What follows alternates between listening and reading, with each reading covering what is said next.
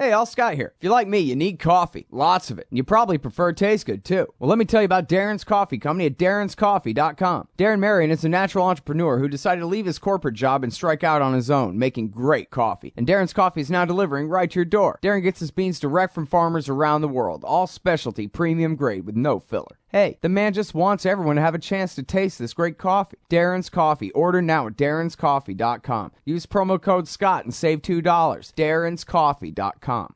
All right, you guys, welcome back to the show. I'm Scott Horton, and our first guest today is Phil Giraldi. He's a former CIA officer, and now he writes for the American Conservative Magazine and unz.com, the Unz Review, unz.com, sometimes also at america.aljazeera.com. The latest here for unz.com is Americans should be ashamed.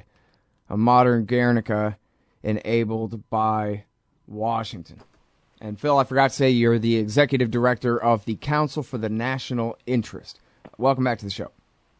Hey, Scott. Good to be back. Good. Happy to have you here. So, actually, first of all, before we get to the Palestine thing, I wanted to ask you about torture and the torture report real quick. I know we've discussed this before, but I think it's important for people to hear what you have to say about it. Obama has said, listen, we did torture some folks, and then he said, looking back, right, we're not supposed to look back, but now Obama says we can look back, I guess. Looking back, hey, geez, those guys were under a lot of pressure to torture people, and so they did, and so what are you going to do, kind of thing, I guess was what he meant to say. In other words, he's definitely still not going to prosecute anyone for it, and I just wonder what you think about that. Well, I mean, that's the ultimate irony of the whole thing. I mean, this report can be as damning as it might be, but they're not willing to take any action on it. I mean, Obama has claims that he's forbidden torture. He claimed that he did that soon after he took office. So where's the accountability here? I mean, that's what bothers me. I had an interesting exchange with Ray McGovern, whom I know you've talked to, and I was speculating that maybe there's something really deeper that led to the CIA spying on the Senate committee. Maybe they thought they were going to find something that they really, really, really did not want them to find. I don't have any idea, and that's sheer speculation, but it's an interesting thought. Yeah. Well, I mean, the way that they say it, the official story of that is that there was this Panetta report which proved that all the things that the Senate had concluded that the CIA was saying was not true actually was true. But then, yeah, like you're saying, who knows what that really entails. Yeah, I mean, the point is, the Panetta report, so what? It's not like anybody's going to jail. Brennan, at the worst, would have to resign if the bigger report had really come up with some damning stuff about the use of torture, which apparently it will have if it's ever released. But the fact is, there seems to be something more there. Why would you spy on a Senate committee knowing precisely what the consequences of that might be if there's really nobody going to be punished? Right. Yeah, I mean, that really is a severe thing. I don't think you could overstate how big that is, that they're spying on the Intelligence Committee that way. Yeah, that's exactly right. I mean, this is not like you do it and, the boys will be boys and you get away with it. It's they would have known right from the get-go that this is a major assault on the balance of powers in the United States, and that the consequences could be very grave. So why did they do it? And this is, I think, the question that's still kind of hanging out there. Well, there's already such severe anecdotes here where they've tortured people to death and froze them to death and sick dogs on them and hung them upside down and kept them awake for weeks and beat the living hell out of them and all of these things in dungeons beneath, Bangkok, Thailand.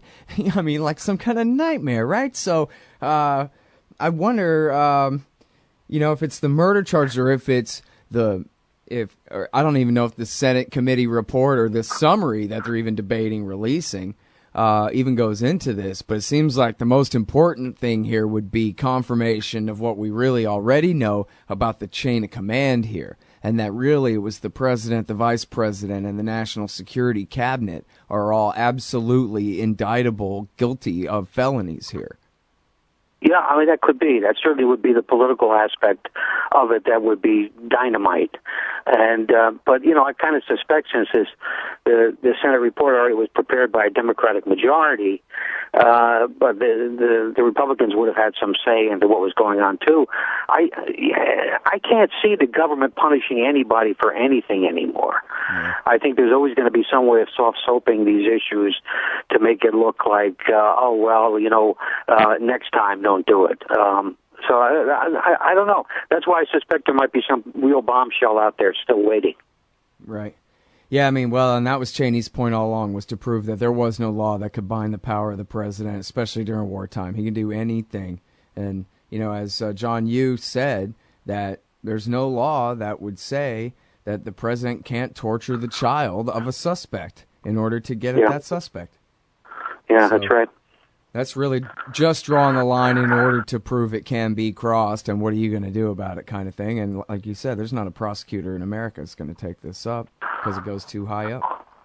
Right. So, it's a hell of a thing. Anyway, I wonder if someday, maybe soon, actually the real report, never mind the summary, will end up on WikiLeaks or something like that, and then we'll really see just how bad it was. But, I mean, what we already know, I remember that torture question on PBS, that documentary where they interviewed that guy, Tony Lugaranis, and he said, listen, man, forget Abu Ghraib. We tortured Iraqis here, there, and everywhere, and with a box and with a fox, and in their house, and in front of their kids, and on the side of the road, and in their backyard, and for, years on end, by the tens of thousands, we tortured the Iraqis. So, don't tell me about, one guy was made to stand on a box like he might be electrocuted or something. It went a hell of a lot further and deeper than that.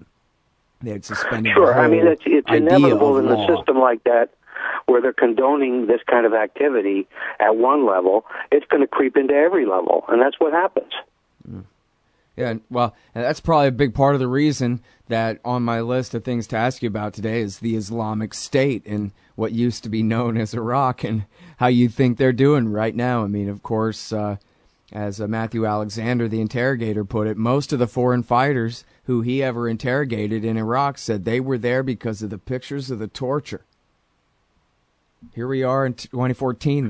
They've now set up a state there. Yeah, well, it's the problem is the United States government has a real difficulty in recognizing that when you do something, there are consequences, and it feels itself immune. And of course, you're absolutely right. And the other big issue, of course, is the Israeli occupation of Palestine that comes up again and again and again when militants are interviewed after the fact to explain why they did what they did. Yep. Well, and I want to give the whole second segment really to your Israel story here, but just a couple quick footnotes on the torture there. That actually Zawahiri and Zarqawi, and apparently now maybe Baghdadi too, these guys all were tortured before they became the terrorists that they ended up becoming. Zarqawi was some two-bit rapist nobody before he was tortured by the Jordanians and then, found religion and purpose in life, getting back at them. And we see all the and the other interesting story is, I don't know if you saw the piece I did on Turkey over at I haven't read it yet. I have the tab here, but... Yeah, but there's a presidential campaign going on there. The vote is on the 10th, and there have been serious allegations that Turkey and obviously the United States really were heavily into supplying initially the Al Qaeda linked groups and then ISIS, just by virtue of the fact that they were kind of shipping in weapons and stuff like that, and really didn't know who the hell was going to wind up with this stuff. Mm-hmm. Well, yeah, I mean, you broke that story originally that Obama had signed that finding back in December of 2011, authorizing that kind of thing. And yeah, I mean, it's always seemed that at the very least, it's attempted plausible deniability that, it's the Saudis that are sending all the money and we're trying to finance the moderates, but everybody knew that the moderates are basically ineffectual and all the money and the guns are ending up in the hands of the ISIS fighters. So it always seemed very deliberate to me, all along. But yeah, absolutely. Yeah, wow. So there you go. Phil Giraldi, everybody, former CIA officer, now writing for the American Conservative Magazine and UNZ.com, that's UNZ.com. Americans should be ashamed about the war on Gaza. Coming up next. Hey, Scott Horton here to tell you about this great new book by Michael Swanson, The War State. In The War State, Swanson examines how Presidents Truman, Eisenhower, and Kennedy both expanded and fought to limit the rise of the new national security state after World War II. If this nation is ever to live up to its creed of liberty and prosperity for everyone, we are going to have to abolish the empire. Know your enemy. Get The War State by Michael Swanson. It's available at your local bookstore or at Amazon.com in Kindle or in paperback. Just click the book in the right margin at scotthorton.org or thewarstate.com. All right, you guys. Welcome back to the show. I'm Scott Horton. I'm talking with Phil Giraldi, former CIA officer, writer for the American Conservative Magazine and UNZ.com and Al Jazeera. And his piece here, I'm reading it right now. Well, I just finished, actually. Here at the American Conservative Magazine, Erdogan tightens his grip on Turkey. That's at the American Conservative Magazine. And then here at UNZ.com, Americans should be ashamed about the war in Gaza, the war against Gaza. And I'm sorry, because I need to give you time to talk about that, because you have a lot of important things in there, but it's all, obviously tied together. But I want to give you a chance there, Phil, to elaborate on American/Turkish/Saudi, etc. support for the Mujahideen in Syria over the last couple of years, as you just mentioned there, if you want to. Yeah, well, this whole thing started out, basically, I guess it was a fantasy by Erdogan, the Turkish prime minister, who believed that intervening in Syria would get rid of the Assad regime and put in place a weaker, friendly sort of government that wouldn't be as closely tied to Iran. So he had this fantasy that this would actually happen. The Saudis, meanwhile, have been on his case for a long time, speaking of Assad's case, because Assad has a secular regime, and the Saudis, for reasons of their own, want something perhaps more fundamentalist, and they've been actively working against them. And the U.S., of course, came in on it too. We've since 2003, we've been actively undermining the government in Damascus. So everybody came together on this. They expected this to be a quick one-off, and of course, now we have something that's been running for well over 2 years and has brought about 100,000 deaths. But of course, as usual, nobody's to blame. Right. All right, now, well, I'll try to be charitable about it. Let's say it was halfway through 2012, which I think is actually being very charitable. But let's say it was halfway through 2012 when it became absolutely apparent to everyone that this insurgency is in the hands of the al-Nusra Front, which has sworn its allegiance to Ayman al-Zawahiri and al-Qaeda, and these guys cut their prisoners' heads off, and they suicide bomb schools full of women and children, and they crucify their enemies in the town square. And they're the nice ones compared to the Islamic State that broke off from them, who are, I guess, more Iraqi-centered than Syrian-centered. But anyway, so then what? It sounds like the policy never changed as far as the Americans, the Turks, the Saudis continuing to back these guys anyway. Yeah, the sensible thing would have been to basically make a concession, which was that Assad had a certain legitimacy, and that you would have to negotiate with him in a serious way, recognizing that fact. But of course, Washington couldn't bring itself to do that, and nor did the others in the equation. So what we've gotten is basically a continuous policy of supporting people that, under normal circumstances, we would not support ever. And this is a symptom of the dysfunction of Washington and of the Obama administration and of the State Department.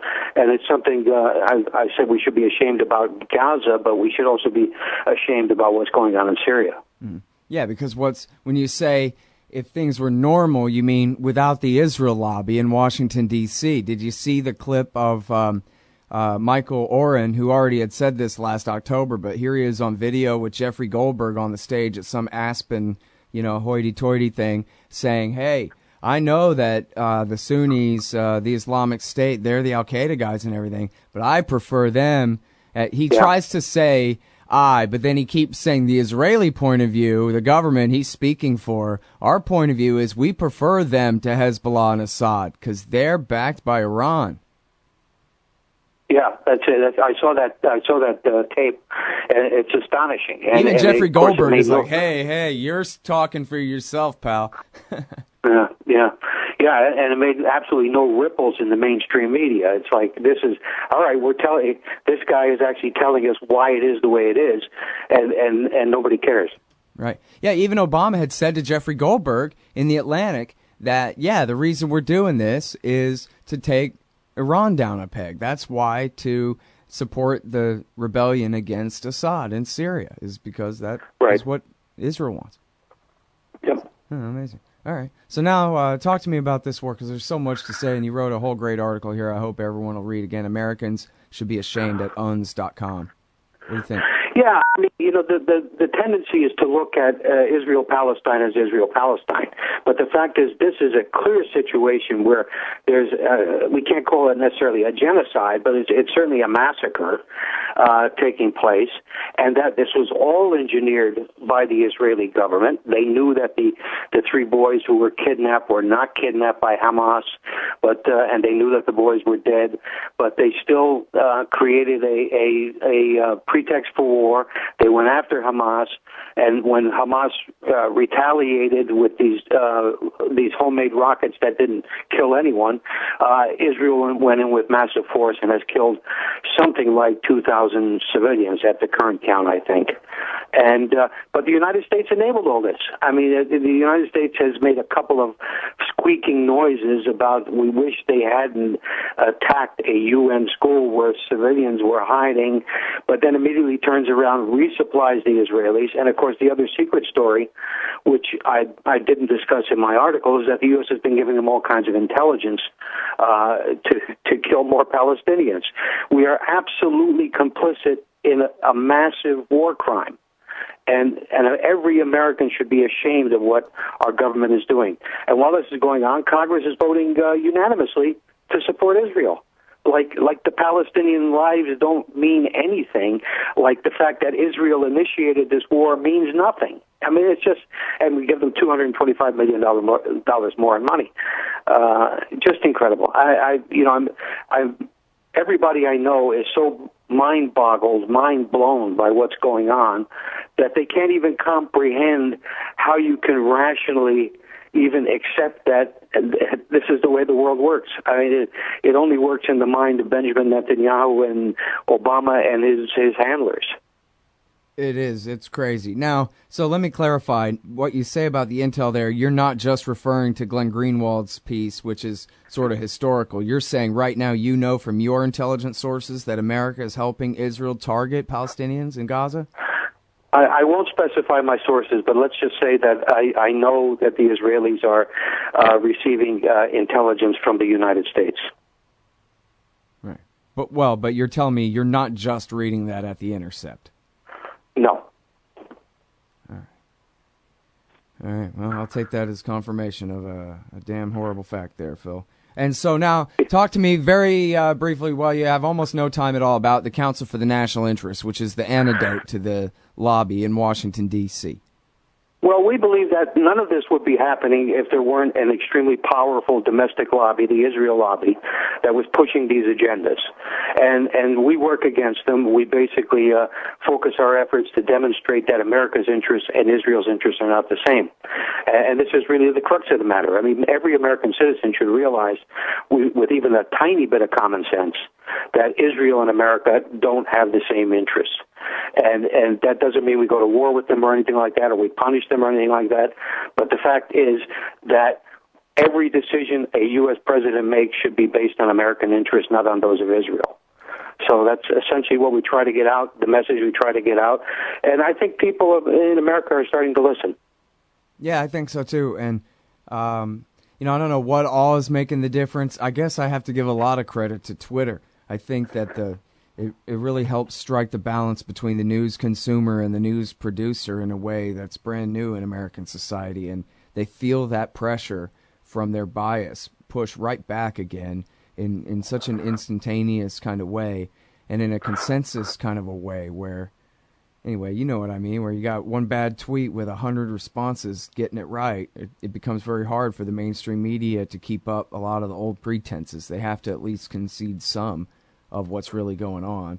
And, of course, people who have access to the internet in general have access to just kind of the basic information about what's going on here that's usually excluded from the news. And I mean, just the fact of the occupation at all, that they always start younger right people, after that. by and large, don't even pay attention to the mainstream media. There was a poll that came out yesterday that said that people under the age of 40 basically sympathize with the Palestinians. So there is a change that's coming, and I hardly ever read the mainstream media anymore, except to kind of laugh at it.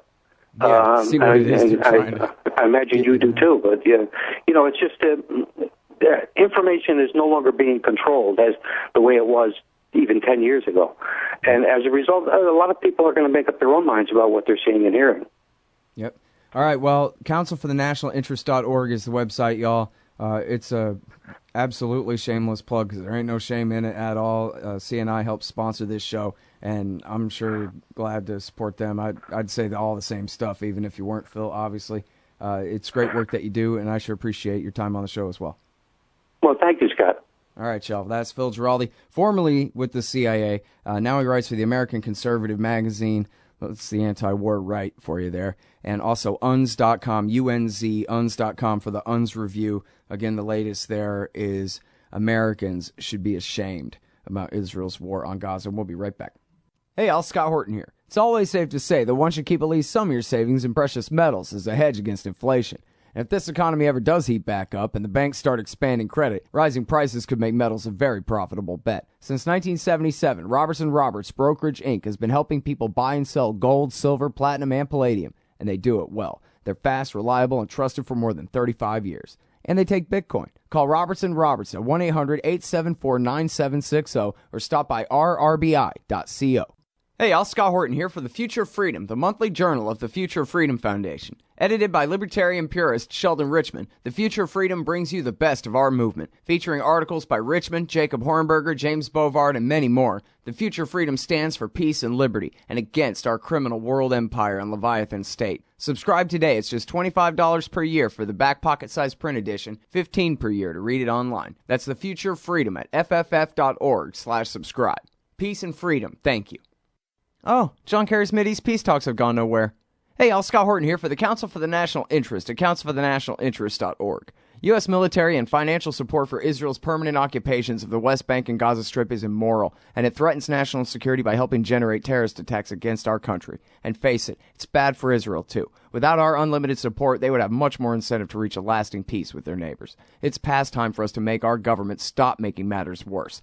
Help support CNI at councilforthenationalinterest.org. Phone records, financial and location data, Prism, Tempora, X-Keyscore, Boundless Informant.